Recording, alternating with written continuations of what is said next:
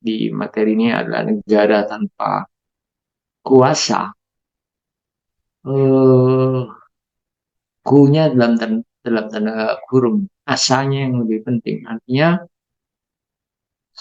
saya berpikir ini negara sudah nggak ada harapan gitu ya.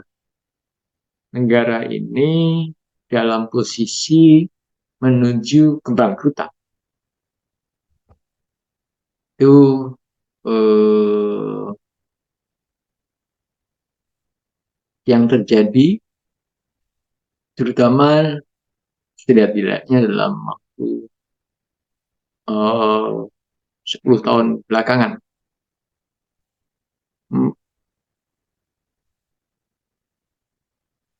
Dan bibitnya sudah mulai muncul ketika terjadi amandemen Undang-Undang Dasar 45. Nah, kenapa itu disebut sebagai eh, bibit negara tanpa asa, tanpa harapan? Itu karena perubahan amandemen Undang-Undang Dasar 45 itu dilakukan dengan spirit dendam ya, dendam terhadap Orde Baru. Ini kalau sebelumnya slide-nya bisa mas, slide yang sebelumnya. Halo mas, nggak bisa slide sebelumnya ya. Oh ini yang pertama ini ya. Oke, jadi amandemen Undang-Undang Dasar 45 yang dilakukan mulai tahun 99 sampai tahun 2002 itu dilakukan dengan semangat reformasi, di mana semangat reformasi itu eh, fokus utamanya adalah mengakhiri pemerintahan rezim otoriter Orde Baru yang dianggap sangat otoritarian. Nah, otoritarian Orde Baru yang diciptakan dengan satu kekuasaan eksekutif di tangan Presiden seumur hidup, Presiden Soeharto, dan yang kedua pelibatan tentara yang disebut dengan Dwi Fungsi ABRI itu. Dan yang ketiga adalah merajalelanya KKN, korupsi, kolusi, dan nepotisme. Nah, itu melahirkan semangat perlawanan untuk melakukan reformasi. Nah, kemudian, ketika reformasi berhasil, dilakukan pemilihan umum, di proses itu, Presiden transisi, Presiden Habibie, walaupun menurut saya Presiden Habibie adalah Presiden Indonesia terbaik selama ini, ya, melakukan proses transisi dengan sangat luar biasa, memberi kebebasan eh, membuka keran demokrasi seluas-luasnya, ya perlindungan HAM juga sangat baik, akuntabilitasnya juga sangat baik, ya aturan-aturan perundang-undangan yang diciptakan oleh Habibie walaupun hanya sekitar 1 tahun atau 1,5 tahun itu sangat bagus. Tapi karena Habibie dianggap bagian dari pemerintahan Orde Baru, maka Habibie ditolak laporan pertanggungjawabannya. Nah, kemudian setelah pemilu, MTR, hasil pemilu bersidang, itu kemudian ada semangat untuk melakukan amandemen Undang-Undang Dasar 1945. Karena dianggap Undang-Undang Dasar 1945 inilah troublemaker ya, apa biang kerok dari segala persoalan bangsa ini selama pemerintahan Orde Baru ini. Itu biang keroknya di Undang-Undang Dasar 45. Nah, kemudian dilakukanlah perubahan secara gradual ya, tidak matang perubahan Undang-Undang Dasar 45 itu. Karena, kenapa tidak matang? Dan itu yang saya tulis dalam tesis saya.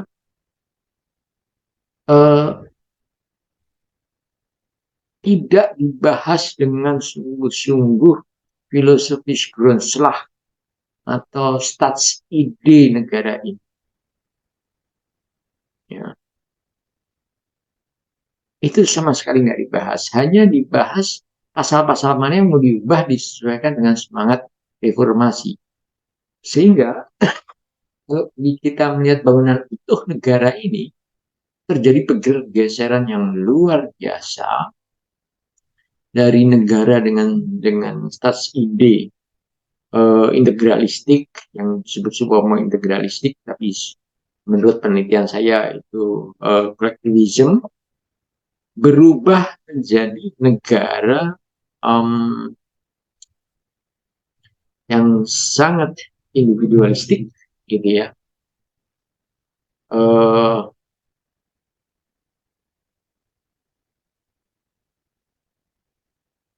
dengan yang individualistik dan kapitalistik. Kita bisa lihat di pasal 33 yang diubah gitu ya. Itu memberi peluang harus modal asing masuk sedemikian rupa. Kemudian yang individualistik itu ditandai juga dengan penguatan partai politik. Ya. Partai politik yang seharusnya sangat penting bagi kelangsungan demokrasi, itu kemudian partai politik telah menempatkan diri sebagai pemegang kekuasaan yang sesungguhnya di negara ini. Karena hampir tidak ada taruhlah pengisian jabatan tanpa melalui proses di DPR, melalui lobby-lobby dengan partai politik. Kemudian undang-undang dan peraturan lainnya juga melalui lobby partai politik, gitu ya. Nah, di partai politik itu bicaranya pada semangat yang sangat individualistik, tidak lagi kolektivisme, artinya melihat kepentingan bangsa dan negara sebagai yang utama. Sehingga kita lihat di kelembagaan itu kemudian menjadi demikian carut marut ya, karena ya itu pertama MPR itu bukan lagi sebagai lembaga tertinggi negara, tapi setara dengan lembaga tinggi negara yang lain, setara dengan DPR, setara dengan Presiden, setara dengan MA, ya. Kemudian DPA dihapus, yang sekarang mau dihidupkan lagi. BPK juga direndahkan posisinya. Jadi juga ada MK dan lain-lain. Kita punya sekian banyak lembaga tinggi negara pasca amandemen. Nah, dari lembaga-lembaga tinggi negara itu, mana lembaga yang memiliki kekuasaan tertinggi? Kalau kita bicara demokrasi, rakyatlah memegang kedaulatan tertinggi. Kedaulatan itu kemudian didistribusikan ke lembaga-lembaga tinggi itu. Tapi di tengah-tengah itu dibaca oleh partai politik. Sehingga distribusi ini sesuai dengan politik.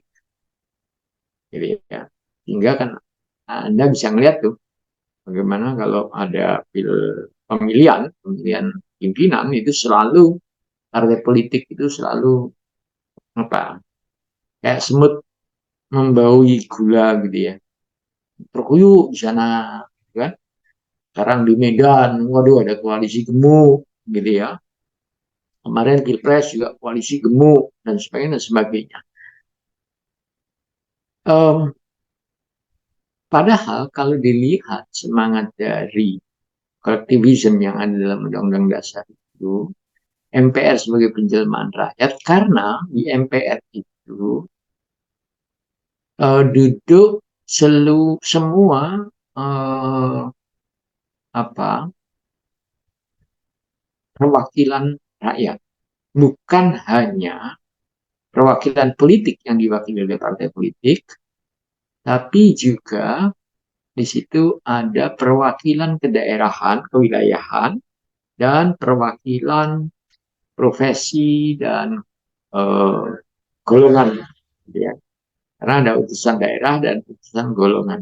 Sehingga komposisinya tidak hanya komposisi politik saja, tapi ada perwakilan daerah, ada eh, perwakilan dari golongan-golongan yang diakui oleh pemerintah, sehingga ini sebenarnya sudah benar-benar menunjukkan MPR sebagai penjelmaan rakyat, tidak didominasi semuanya melalui proses mekanisme dan proses politik seperti sekarang. Kalau melalui proses politik seperti sekarang, apalagi demokrasi kita masih kuasi demokrasi ya, itu kemudian transaksional. Nah, uniknya, meskipun MPR masih seperti yang tadi Mas, ya, uniknya meskipun SMPR yang sudah diturunkan derajatnya menjadi lembaga tinggi, tapi memiliki kewenangan untuk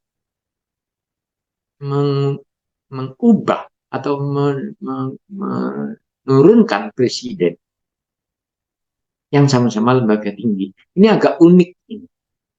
Ya, MPR diberi kewenangan untuk menurunkan presiden, ya, melalui proses di MK dan sebagainya, tentu saja, gitu ya. Padahal sama-sama lembaga tinggi, setara ya katanya. Bisa dibalik, kalau begitu bisa nggak presiden membubarkan MPR?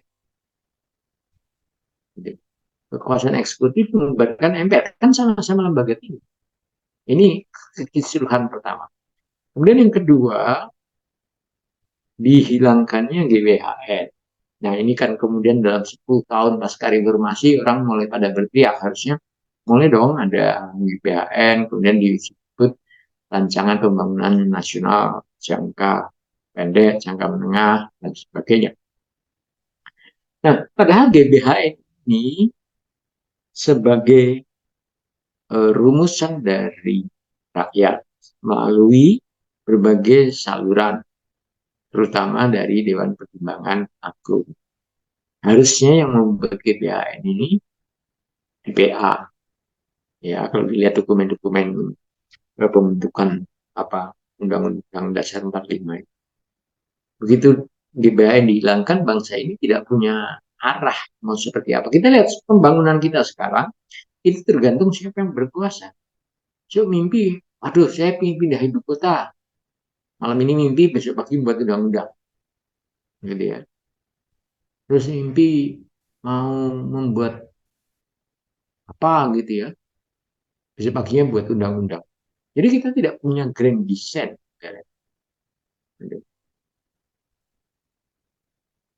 Kemudian yang ketiga, ini yang paling kuat, ya, negara yang harusnya disusun dalam bentuk perekonomiannya dalam bentuk dalam koperasi, itu sudah menjadi sangat kapitalistik. Modal asing bisa masuk, bahkan di apa namanya di IKN itu investor asing itu bisa menguasai tanah negara selama berapa? 150 atau 190 tahun. Itu beresikonya, bahayanya adalah kejadian seperti Freeport, seperti sekarang ini. Freeport itu Indonesia sekarang tidak berkuasa apapun, karena memang perjanjian jangka panjang. Dengan aturan-aturan yang sulit untuk dikembalikan ke Indonesia. Ya. Nah, kemudian yang keempat, dengan MPR sebagai penjelmaan kedaulatan rakyat, ya, MPR itu kemudian mendistribusikan kewenangannya dan kekuasaannya kepada lembaga tinggi negara. Sehingga bangunannya itu menjadi bangunan yang benar-benar kolektivisme. Kolektivisme itu artinya rezim perencanaan. Jadi negara itu betul-betul diatur dengan sebuah perencanaan yang benar, yang kuat, di bawah sistem kepemimpinan yang apa lebih mengutamakan prinsip-prinsip musyawarah. Itu yang ada dalam Undang-Undang Dasar 45. Dan semua itu hilang dengan amandemen Undang-Undang 45. Meskipun pembukaannya tidak diubah, tapi ruh pembukanya sudah tidak ada. Next. Next, Mas. Ya, itu ya. Di MPR keanggotaan MPR dulu itu kan DPR sebagai representasi politik, kemudian ada unsur kedaerahan, urusan daerah, dan profesi profesional dan agama itu di putusan golongan, gitu ya. Tapi sekarang sudah nggak ada. Next. Nah, ini tadi historisnya ya, trauma terhadap Orde Baru. Dan gagasan utama menurut beberapa orang yang terlibat dalam amandemen adalah ingin membuat Indonesia ini lebih demokratis, menghormati HAM, dan liberalisasi. Gitu. Next. Sekarang seperti itu, ya. Dan semuanya itu melalui mekanisme politik, tidak ada lagi musyawarah. Semuanya melalui mekanisme politik. Semuanya dipilih. Dan karena masih situasi demokrasi, semua proses pemilihan itu ya 90% mungkin transaksional. Sehingga lembaga ini dipimpin oleh pimpinan-pimpinan yang lahir dari transaksi-transaksi politik. Itu resiko dari amandemen yang serampangan itu. Next, Mas. Oke. Ini juga anomali yang lainnya adalah pasal 3 MPR pernah mengubah dan menetapkan Undang-Undang Dasar, ya. Itu bunyinya seperti itu. Kemudian di aturan tambahan disebut Undang-Undang Dasar ini terdiri atas pembukaan dan pasal-pasal. Tapi inilah uniknya, konstitusi itu, Undang-Undang Dasar itu dibantah oleh undang-undang.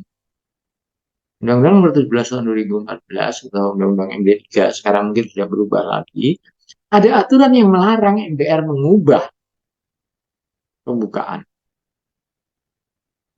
Derajatnya kan nggak seimbang. Masa undang-undang dasar diubah atau ditentang oleh undang-undang. Ini kekacauan sistem hukum di Indonesia akibat amandemen itu. Next.